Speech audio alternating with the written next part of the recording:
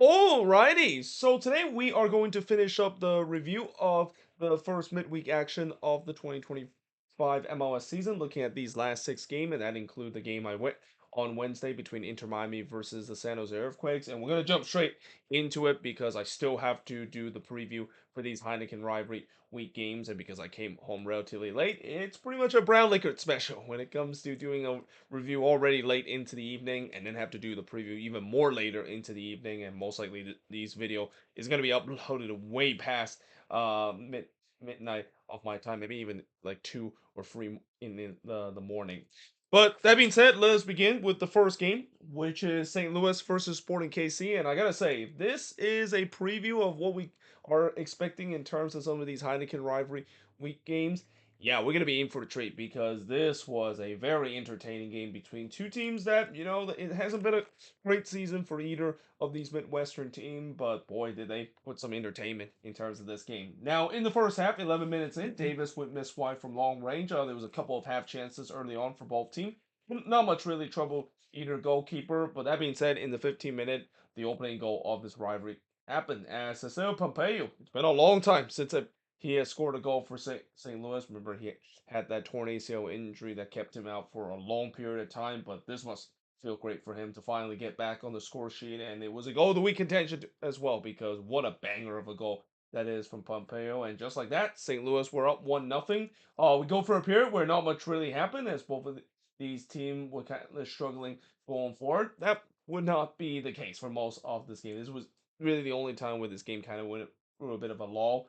Showery would then miss wide from close in the 38th minute before Garcia puts it high from long range. Klaus would then miss wide from close range, but then in the 44th minute, St. Louis make it 2-0 as Teuscher would score from Ostrak and Pompeo to make it 2-0 in favor of St. Louis. And it was kind of a fortunate goal for St. Louis too, because it took a deflection off of his own teammate. I do not think Cedric Teuscher meant to deflect that one, and that, in a season where they haven't had a lot of luck this year, I think St. Louis is probably happy that at least for once the bounce go their way. And just like that, it was 2-0 in favor of St. Louis. Jovic did look to answer, but he was absolutely robbed by Berkey in the first minute of stoppage time. So Roman Berkey back from this game after he was out for a lengthy period because of injury, and he definitely looked like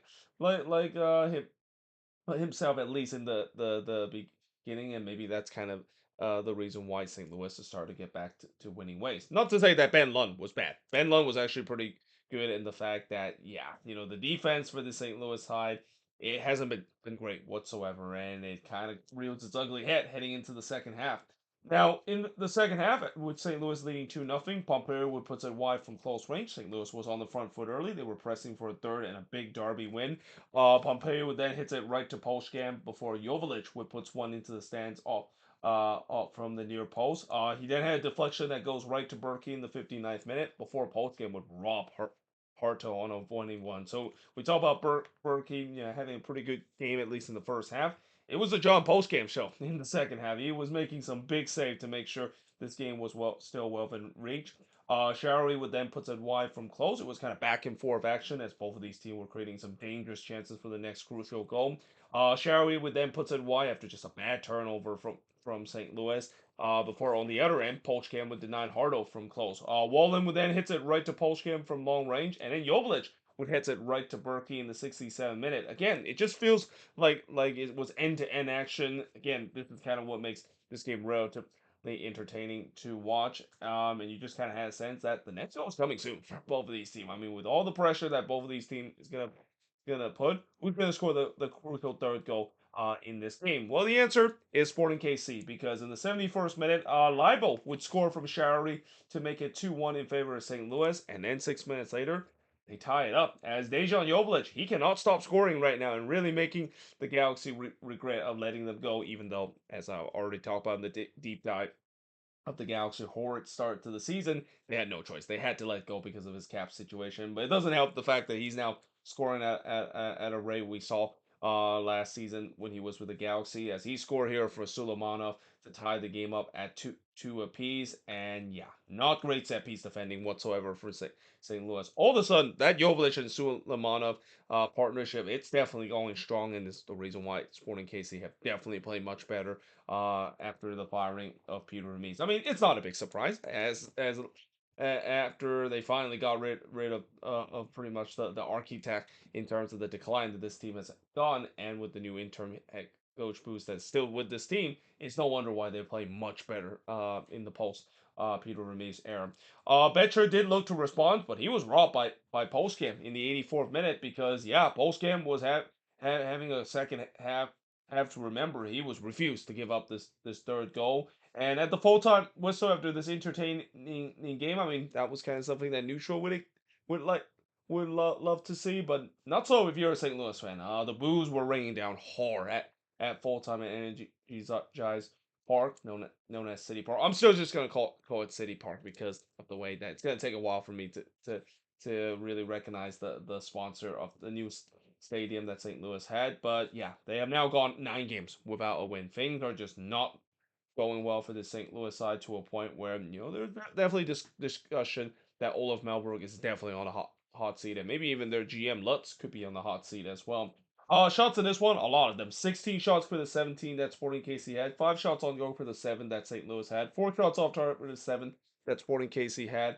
5 shots that was blocked for the 4 that St. Louis had. And possession-wise, 51% possession compared to the 49% possession that St. Louis has in this game. And I don't expect every single Heineken rivalry week game from this weekend is going to look something similar to that, unless, of course, it's El Trafico, because El Trafico might look something similar to that, but even more chaotic. But yeah, we're in for a good treat if this is going to be something similar to what we see in these big rivalry game. Even if the result, I don't think that neither of these sides would like to take a good draw. I mean, I think Sporting KC might be that more happier considering they came back from a 2-0 deficit.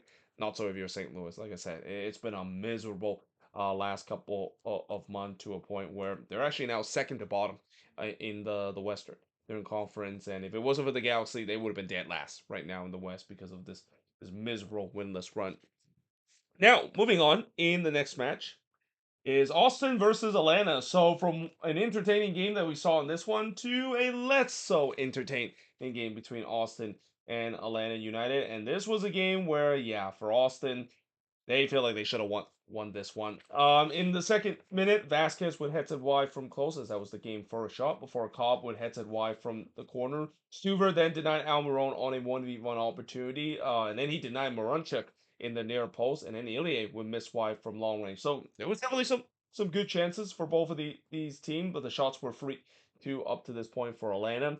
Almiron would then hit it right to Stuver. We then go for a period where not much really happened. The action did pick up as Guzan would tip Bakari shot over, and then Ilie would hit it right to Guzan before Vasquez would hit it wide from the corner in the 41st minute. Austin definitely started to take control of this game and create some sustained pressure to get the opening goal. Gallagher tried to do so, but he hits it wide from close, and then Guzan would deny Uzuni from close before Bakari hits it right to Guzan in the second minute of stoppage time. And despite all the pressure that Los Verdes was putting in, they can't find the back of the net. It's been a problem for this team throughout this season, and we do head to halftime scoreless between both of these teams. In the second half, Barrow would miss wide from close as Austin kind of picked up where they left off, trying to get that opening goal, and they finally did it in the 55th minute. As Brendan Vasquez would score a beautiful free kick goal. I did not know Brendan Vasquez can strike a great free kick goal like that, but he scored here to give Austin a much deserved 1-0 lead. I mean, it was pretty much coming with the way that Austin was just putting relentless pressure on this Atlanta back line. Burrow did look for another, but he puts it wide from long range before Uzuni would hit it right to Stuber. It was all Austin up to this point. They were pressing to get that second goal. Though, as I said that, Stuber did tip Fortune shot over, and as the old saying goes, if you don't kill this game off and you let your opposition in the game, no matter how bad they've been playing, yeah, it could come back to haunt them. Komanich would then miss wide from long range in the 84th minute. Austin looked like they were seeing this game out relatively well because, Atlanta haven't really created any resistance and haven't really created a lot of chances since the first half.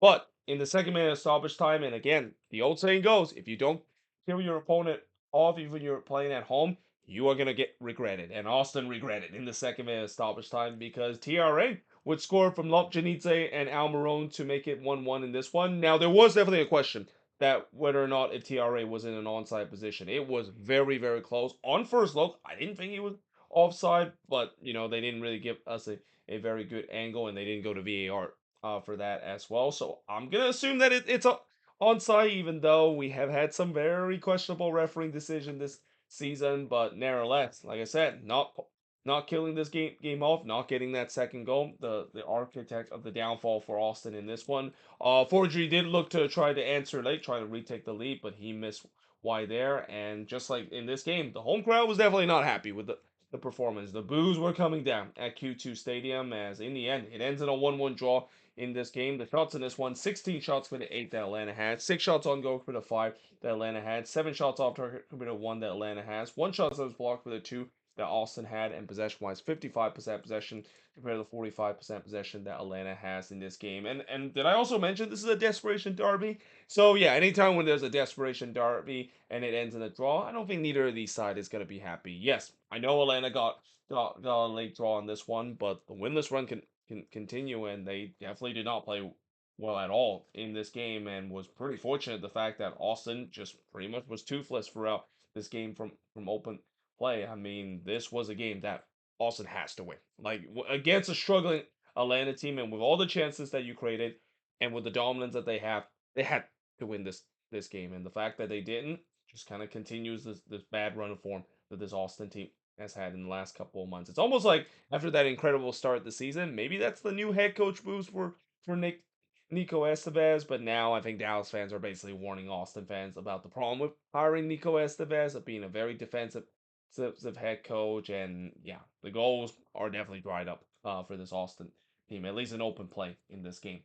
Speaking of the goals that were dried up, there was none that was found in this game between RSL and the Portland Timbers. Not very often you see a Timbers game end scoreless because of how high powered the attack is, but yeah, that's how this game went, and it was one of those games. Ojeda with the game's first shot, but he puts it over from long range. The first shot for the Timbers, see Anthony hits it right to Cabral. Marino would then puts it wide from close as the shots were 2-1 for the Timbers 15 minutes in. Junko would then hits it right to Crepeau before Moreno would miss wide from long range, as both of these teams were definitely creating some half chances, but really none that you can say that either goalkeeper kind of trouble. Gozo had a header that was deflected right to Crepeau, and we do head to halftime scoreless between both of these teams. In the second half, this was probably the closest we came of a goal, as the Pulse would deny Luna on the free kick. I mean, Luna has been red hot these last couple of games. You would have thought that he would have scored from this free kick, but very unlucky for the Pulse to deny him.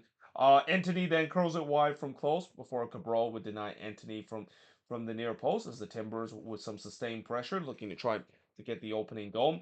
DaCosta would then hits the side netting on the free kick before Ojeda hits it high from the back post in the 68th minute. Gozo then went beast mode here, but just could not quite find the finish. In fact, the shot was deflected wide, and really I've got kind of thought that maybe the game was a little up for grabs up to this point. Both of these teams were looking to try to get that crucial opener, but the question is, can they do so? Because the finishing was missing throughout this game. Well, Rodriguez tried to do so, but Cabral denied him there. But it fall kindly right to Fernandez, and he had a chance to bury that one. But if it wasn't for some heroic defending from RSL there to clear that one off the line, that would have been 1-0 in favor of the Timbers. They probably would have sneaked away with all 3 points, but instead it ends in a 0-0 draw on this one. The shots in this one, 8 shots for the 12 that the Timbers had, 4 shots on goal for the 1 that RSL had, 2 shots off target for the 7 that the Timbers had, 2 shots that was blocked for the 3 that RSL has, and possession-wise, 50% for both of these teams. And it's not very often I say that the away team will be frustrated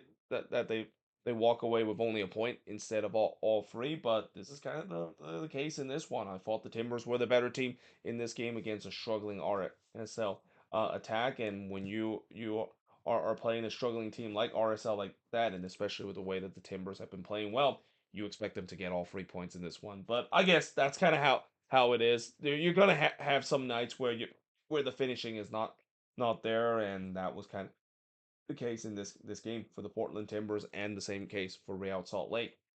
Now, moving on in terms of the next match is San Diego and Colorado, and I gotta say, this game would have been even more ugly if San Diego would have put away more of their chances because yeah, for part of this game it was one-way traffic, and for Colorado, I mean, if you're a Rapids fan, there has to be a lot of alarm bells that is ringing after this game and really these last couple of games. In the first half, Lozano with the game's first shot, but he was denied by Stefan. San Diego was definitely on the front foot early on, looking for the opening goal. Lozano tried to do so in the 10th minute, but then he hits it right to Stefan, and then just a crazy sequence here not long after where Stefan denied Lozano as he was able to get that one off the line. But Dreyer had a chance on the rebound down, and he actually rounded the goalkeeper. Looked like he was gonna hit it into the empty net, but then he decided to play it to Godoy, and his shot was blocked away. But he got his own rebound, and he sliced that one wide on the volley. Just a crazy sequence where San Diego was giving like 3 or 4 chances to score, but weren't able to put away. And that kind of moment really kind of sums up, at least for most part of this game for San Diego. Their finishing wasn't really at their best in this one.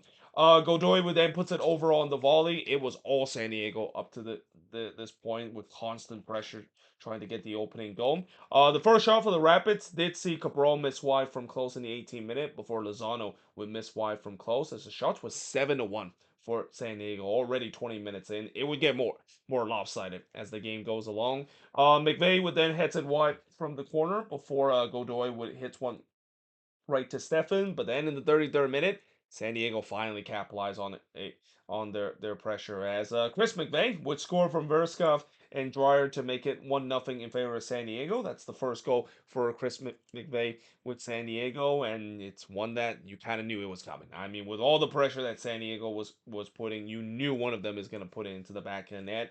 Bassett did look to answer, but he hits it right to Dos Santos, and then Maiton had a shot that was blocked off the line after just a WTF turnover from Colorado. Yeah, this Colorado defense clearly did not show up whatsoever. They were under all sorts of pressure by this San Diego team.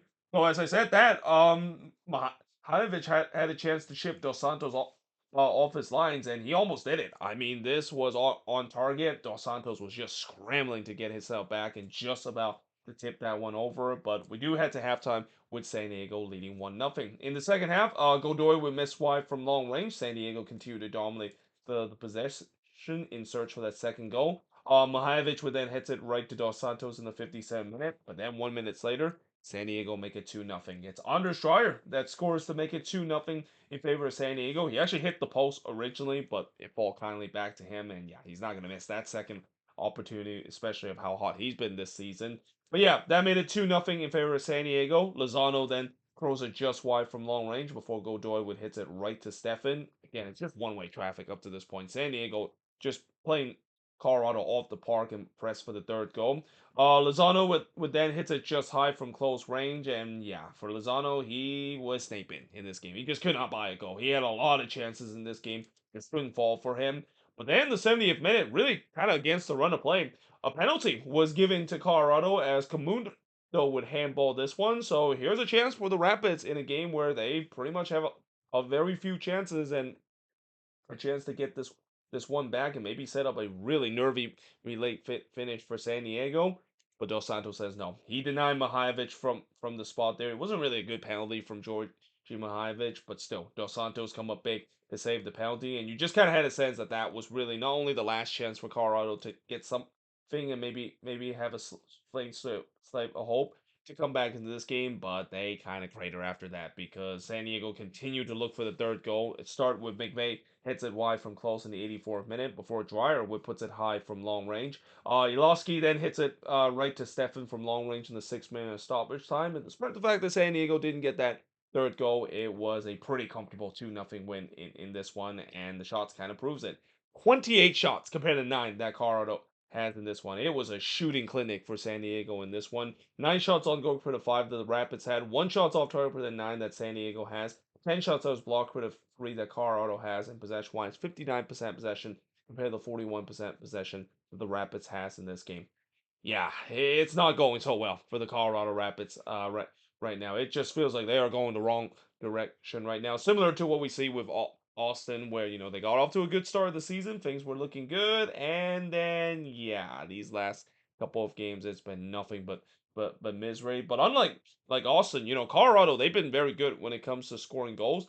those goals have kind of dried up in these last couple of games, and it's hard to explain why that is the case because they haven't really suffered too much injuries in this team. I mean, their main creative player Mihajevic is still in this one, but he's definitely haven't been feeling himself in the last couple of games, and as a result, you're seeing the bad run of form that Chris Armas team has gone to a point where I think as we speak right now, they're below the red line, which a couple of weeks ago with how good they were playing, especially putting some statement win against some really good team in the West, it would have been unthinkable for them to fall below the red line as we speak. With that being said, I am now going to switch board and look at the last two games to finish up the review for the midweek action of match week number 13. So now moving on, in the next game is LAFC and the Seattle Sounders, and this is kind of one of those games where I don't think the scoreline really indicated how this game is. It looked like the scoreline says that it's a one-way traffic for LAFC, but Seattle actually had their chances in this one to make it more interesting, and not to mention, the Sounders they kind of did what Minnesota did, which is try to put it their second team players in this one. Now, unlike Minnesota, Seattle definitely has more depth and has some more quality depth compared to the Loons, and as a result, they actually created some dangerous chances in this one. And if they would have put away those chances, maybe the scoreline would have been different. And really, LAFC kind of ran away with this game late in this one. Now in the first half, Thomas would deny Tillman, but Palencia got the rebound, but he whiffs that one on the volley. LAFC was definitely on the front foot early, looking to try to get the early lead. But Leva had a free kick. No, that actually took a wicked deflection and goes wide. I mean, I'm pretty sure for Lloris, he is very lucky that that one goes wide there because he was not going to get it. He was completely wrong-footed with that deflection. Tillman would then puts it high from long range. The shots were 4-1 for LAFC early on. Di Rosario would then hits it right to Lloris in the 23rd minute, but then in the 26th minute, LAFC takes the lead. It's Chungus Unda that gives the host a 1-0 lead, and while it definitely took a deflection there, I thought Thomas should have saved this one. And if Stefan Fry was in on goal, I think he probably should have would have saved this one because again, it wasn't really that much of a deflection. Thomas did get a hand to it, and I feel like he should have definitely been much stronger in terms of getting that one out. But nevertheless, on the other end, De La Vega struck the post on a free header. Yeah, De La Vega had some really dangerous chances in this one, and this also kind of was a theme for Seattle in this one. They just weren't able to show that clinical finishing to make this of a game. Amaya would then hits it right to Thomas before Unda had a shot that took a deflection and goes right to Thomas. Lloris then denied De Rosario from the corner. LAFC was having problems defending set pieces. Most of these chances that Seattle was getting was from set pieces, and these were dangerous set piece chances that the Sounders could have make this game interesting. But in the 3rd minute stoppage time, Di Rosario would then heads it wide from guess where? A corner. Yeah, set pieces was just a major issue for LAFC in the first half, but we do head to halftime with LAFC having a 1-0 lead. But they double that lead not long into the second half as Bobasi would score from Jesus to make it 2-0 in favor of LAFC, and that's just a classic LAFC counter. We know how dangerous this team is on transition, especially from those over the top ball. And here Jesus kind of lift a dangerous ball to send Ibovasi through, and Ibovasi made no mistake of that. He made it 2-0. Bawanga looked for a third, but his shot was clear off the line. There was no doubt LAFC had started the stronger side in the second half as they were pressing for the third goal. But De La Vega had a chance in the 65th minute, but he curls it right to Lloris before Martinez thought that he put LAFC with a 3-0 lead. Though they go to VAR to see whether or not if he was in an offside position. He was. So the goal was chopped off, but that did not deny LAFC of scoring that third goal not long after because in the 80th minute, Mwanga would get the third goal of the game for LAFC to make it 3-0. Giroud did look for a fourth, but he was denied by Thomas. But Yeboah would get the fourth for LAFC. He scored from Giroud here to make it 4-0 in favor of LAFC, and that would be the final scoreline of this game. Again, it looked like it's a very dominant performance for LAFC, but overall, again, the Sounders they had their moments in this game, and even with a second team, I thought they actually played decently, and the scoreline really kind of didn't indicate that. Looking at the stats in this one, 16 shots for the 11 that the Sounders had, 3 shots on goal for the 6 that LAFC had, 2 shots off target for the 3 that Seattle has, 2 shots that was blocked for the 5 the LAFC had, and possession-wise, 60% possession compared to the 40% possession the Sounders has in this game. And unlike Seattle kind of rested their starter, LAFC didn't do it in this game. And I have a feeling that's there's a reason why they did that, because you're playing at home.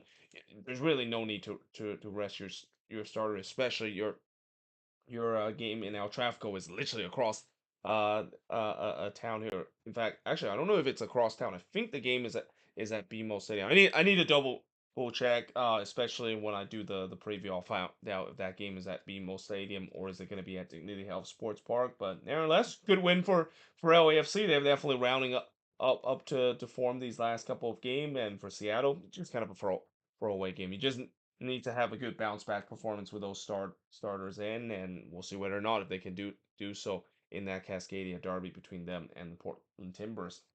And then last but certainly not least, it's the game that I went to, which is the San Jose Earthquakes versus Inter Miami. And I gotta say, when it comes to the crowd in that game, it was kind of, I would say, 60-40 in favor of Inter Miami, especially with all the Messi fans in the crowd. There was definitely more people that was there to see Messi and have Messi jersey compared to when I I see during my time in Minnesota. And that's not to take a dig toward Quakes fans, even though the Quakes have had problem when it comes to their attendance the last couple of year, and rightfully they justify why Quakes fans haven't showed up, because the team hasn't been great at all, and we know that they're still owned by probably the worst owner right now in MLS, and probably one of the worst owner right now in sports in general. But that being said, this was a game where I had a feeling that this was going to be an entertaining game, because you know that both of these teams can score goals. You also know that both of these teams have trouble keeping the ball out of the back of the net. Guess what happened in the first half? Yeah, there was a lot of fireworks, and it started in the second minute into this game. In fact, it was actually 1 minute into this one, as seconds into this game, Falcon would score from Alba to make it 1-0 in favor of Inter Miami. It was terrible defending there from the Quakes, leaving Falcon wide open in the back post, and all of a sudden I'm thinking, oh boy, this could get ugly for the Quakes, especially with the way that you want to start the game strong, especially when you play against Inter Miami. You do not want to fall behind so quickly with Miami kind of dictate play, and it didn't really happen in this one, because literally just 2 minutes later, Miami kind of felt bad of scoring early in this game, so they give the Quakes a goal back, because in the fourth minute, just 2 minutes after Miami took the lead, they would tie the game up, as Chicho Arango would score from Espinoza to tie the game up at one apiece. It was a perfect response for the Quakes, but just an absolute gift for Miami. This defense for Miami has been absolutely woeful, and that's just to put it lightly. I mean, when you look at these last couple of games and how many goals that they conceded, it is no wonder why this team is struggling in these last couple of weeks and going through a bit of a downturn. Like, Messi and his friends on the attack can do so much if the defense just keep giving up goals left and right and center. And this is an example of it. Just a terrible Miami giveaway, very unforced, and they were punished because of it. But I also thought that, yep, looked like defending is going to be optional in this game. Looked like it's all about attack. The attack is basically what the vibe is going to be in this one. In the 10th minute, Arango would hit it high from close before Messi missed an absolute sitter from close range. How many times I get to say that about him? It's not very often, but it has happened. In fact, I feel like it has happened more often this year compared to what we see last year. So can you say maybe the goal is starting to be a little washed up? I mean, I don't want to absolutely say that is for certain, because I'm pretty sure Messi fans are going to be in the comment section, going to be absolutely upset at me. But when you look at him this season, he has definitely missed some of these big opportunities that I think last season he definitely wouldn't have missed it. But the shots were 4-2 for the Quakes early up to this point. We then go for a period where not much really happened, as both of these teams would settle into this game, but not for long though, because as we get near the end of the half, it feels like it was defense optional again. But before we got to that point, some concern for the Quakes, as Chicho had to be subbed off with a hamstring injury, and I feel bad for Chicho. I mean, he must be very looking for to this game, but yeah, he did have to come off of a hamstring injury. Hopefully, it's not that serious. Pellegrino replaced him there, which I thought that was a terrible well, substitution, because yeah, Pellegrino pretty much is not him.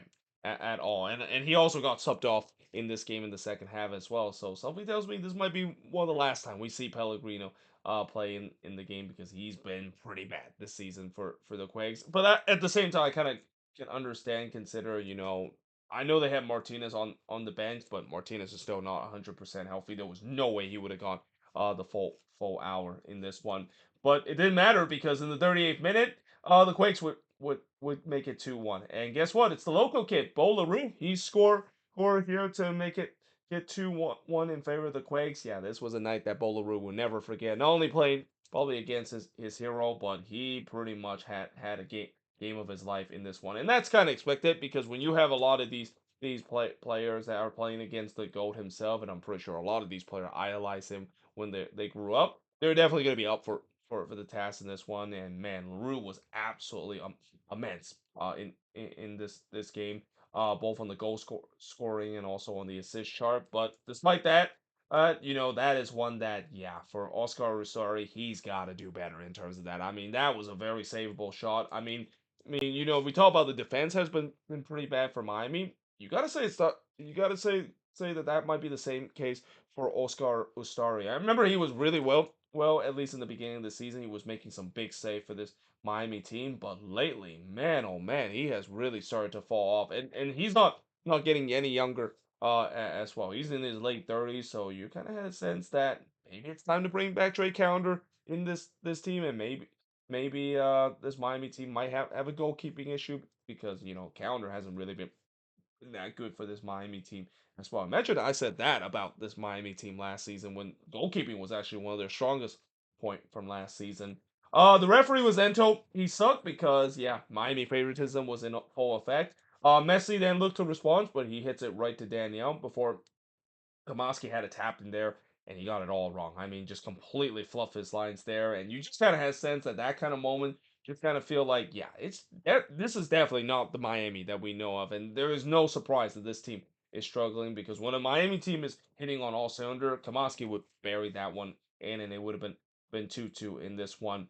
But I also thought that the Quakes got left off the hook in the biggest way possible because I just have a feeling if they allow that kind of chances again, they're not gonna get left off the hook.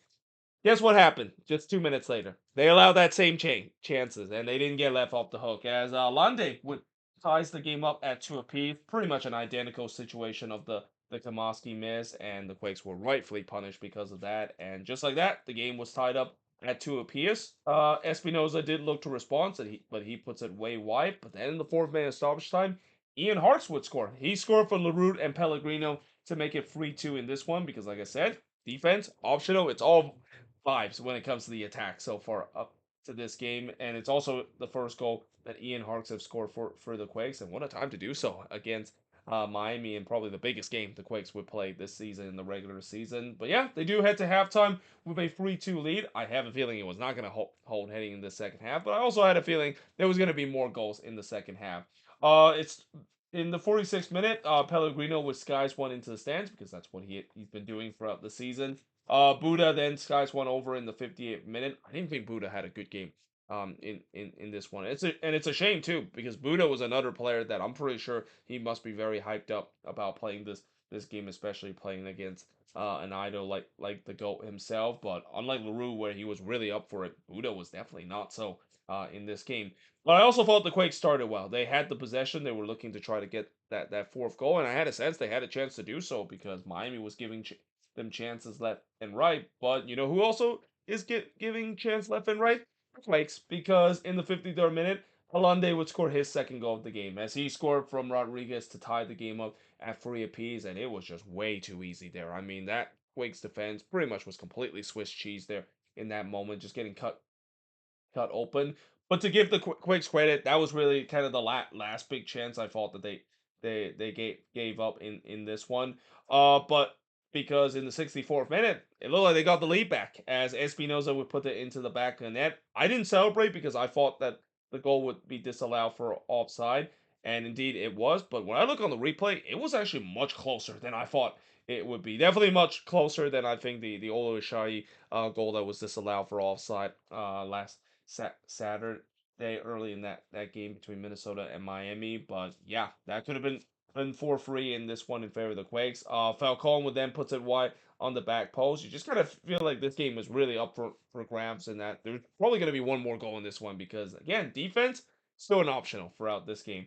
There was a shout for a penalty for the Quakes not given. Costa would then puts one into the stands before LaRue would puts one right to Usari. Daniel then denied Messi in the back post, and then there was actually a huge shout for a free kick for Lionel Messi, and I'll talk about in just a bit on the fact that he was absolutely livid at the referee late in this one, but he looked like he won himself a free kick right on the edge of the box, but the referee was having none of it, and that was kind of a surprise too because it's almost like it's a given that Messi is gonna get a free kick chance, especially a dangerous free kick chance from about 20 plus yards out late in the game, but the referee was not having it. He didn't think that was a foul. Lopez would then look to win it late, but he missed wide from long range. If that one went in, I mean that the roof would have been come off at PayPal Park. But in the end, it ends in a free draw in this game as the shots in this one, 14 shots for the 9 that Miami has, 5 shots on goal for the 6 that the Quakes had, 6 shots off target for the 2 that Miami has. Both teams had 2 shots as block, and possession wise,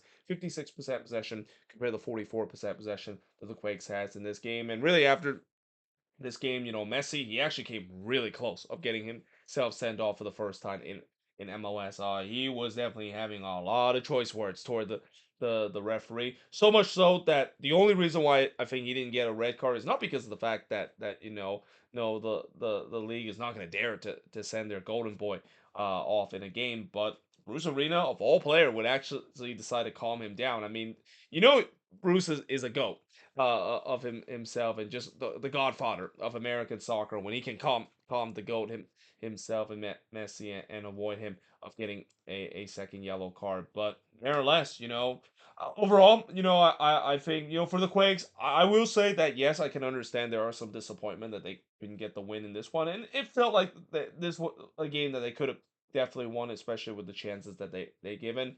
I'm just happy the fact that they were up for it, just like Minnesota did in this game, and they definitely played relatively well. Though again, defensively, that's been a problem this season, and that I feel like that's going to continue to be a problem throughout the rest of the season as well, unless if they add some defensive reinforcement. And also maybe it's just because you're playing Miami and attack that yeah they probably are still very angry after that 4-1 beatdown that they suffer against Minnesota over the weekend. But it's another game where Miami don't get the win, and now I think they have now won one in the last 6 games in all competition. Yeah, this is a brutal run of form for Inter Miami. This is probably be just as brutal as what we saw near the end of the year when Messi came into this team for the very first time, because this team right now they just simply cannot keep the ball out of the back of the net. And how many times I've said that when you can't keep the ball out of the back of the net, it doesn't matter how good your attack is. It doesn't even matter if you had the go himself and his friends supporting you. You don't keep the ball in the back of the net, you're not gonna win a lot of games. Like these high scoring games, you can maybe win one or two there and so forth, but it's unsustainable to try to win it every single go time. This Miami team has to do better on the defensive end. It's simple as that, and I think Marciano is kind of feeling the heat as well, because like I said, if he didn't feel the heat after that 4-1 beatdown that the Loons give to Miami over the weekend, and even though if this wasn't a loss and it was a little bit better result compared to what we saw on Saturday, the longer this winless run goes, and the worse that Miami has underachieved their expectation, the more likely you got to say Mascherano might get the boot probably before even the end of the season happen. But there you have it. That is pretty much it when it comes to looking at all of these games from match week number 13 in terms of the midweek action. As always, let me know in the comments below what do you think of these games. And yeah, hope you guys enjoyed this video. Obviously, I'm gonna have to erase the board relatively quickly and also do the preview for the weekend action in just a bit. But until then, hope you guys enjoyed this video. If you do, make sure to like, smash the subscribe button, and yeah, I of course will see you guys next time.